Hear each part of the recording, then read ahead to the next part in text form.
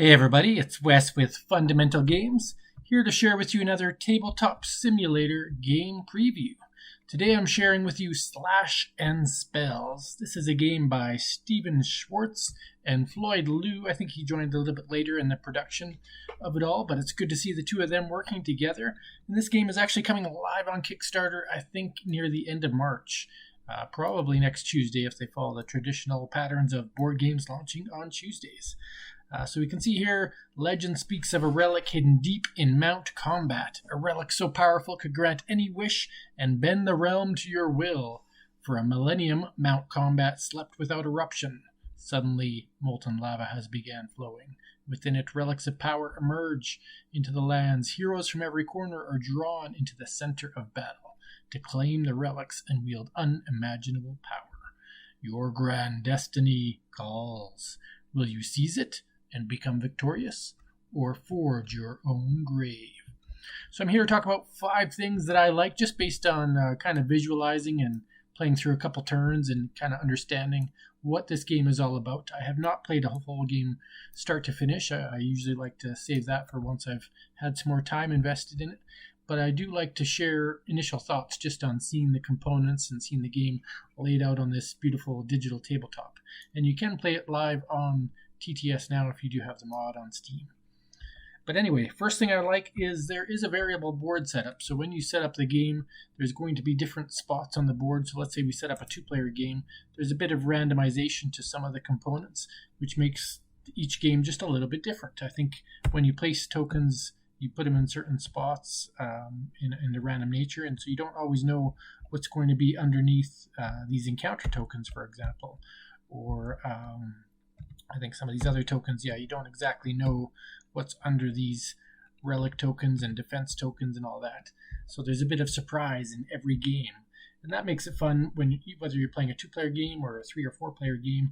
There's always that unknown aspect to it. And when a game has that, it makes each time you start a game a little bit more interesting.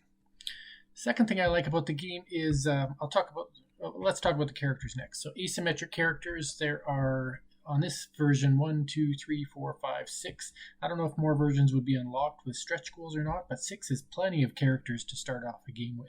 So for example, we have Felofar, the Warlock of Bel Hazar. We have Katako with the Nightblade. This guy looks pretty cool and tough. Magnor, the Reborn. And this game comes with acrylic standees, I believe, from what I saw. And these different characters all have unique powers. So they've got unique powers on their board and unique skills that they can develop over time. So really like that there's some variability with the characters and kind of different gameplay styles you can experiment with from game to game. All right, the third thing I like is that in the game, it's not just the characters themselves that are different. They all have their own independent decks of 15 cards that are really focused on the abilities that they have. So you can see here, this is, I believe, Felofar's deck. Yep. And then if we were to look over at Katoko's deck, she would have different cards, and her cards might be more focused on her poison mechanic or being a bit more stealthy about things. But then if we were to be Magnor, I'm sure his are a bit more focused on kind of in-your-face direct damage or aggression.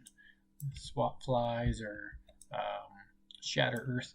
So there are 15 independent cards, meaning that not only are the players' boards asymmetrical, but so are their decks. All right, the fourth thing I like is character development. So you can see on these boards, as you earn things, you're going to get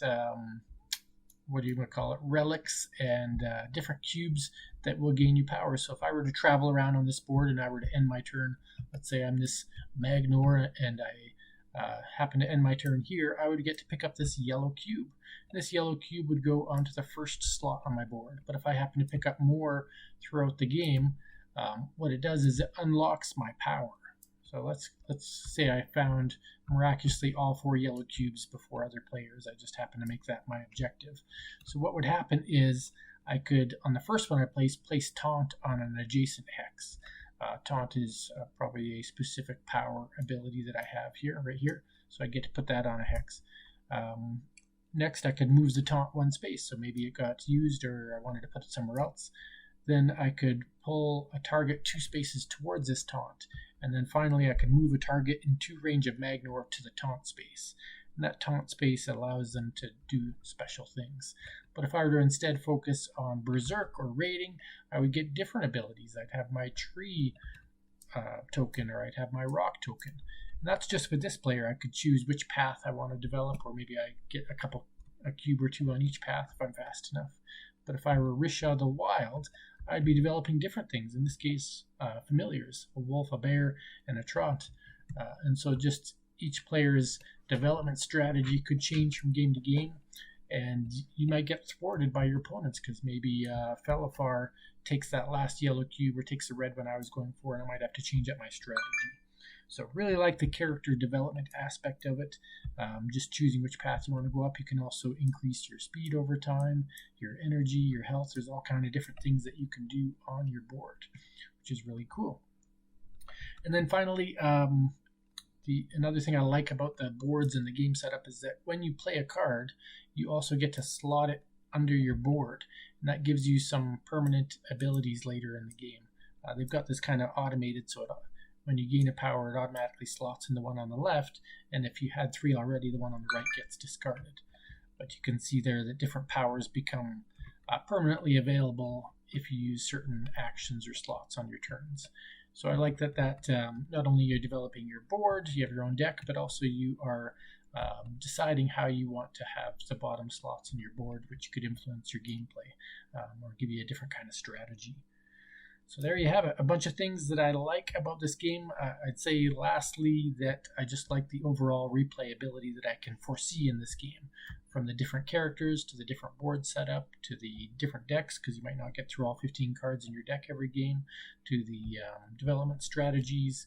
It just all kind of intertwines. This certainly reminds me of the variability you might see if you were to play a game of Dice Throne, where it's multiple characters with multiple abilities with multiple cards, or insofar as to something like Magic the Gathering, where you're trying out different decks and styles and methodologies in play. So that's what Slash and Spells has going for it. A little bit of a tongue twister if you say that too fast. Beautiful artwork, by the way, and just very colorful and vivid on the game table. So I could see this being a really fun experience in fantasy kind of dueling and competitive gameplay. So well done, Stephen Schwartz and Floyd Liu. I really hope you have some success with this Kickstarter when it goes live later this month, and I will certainly be joining in and following to see where it goes. Thanks for watching, everyone, and have a great day.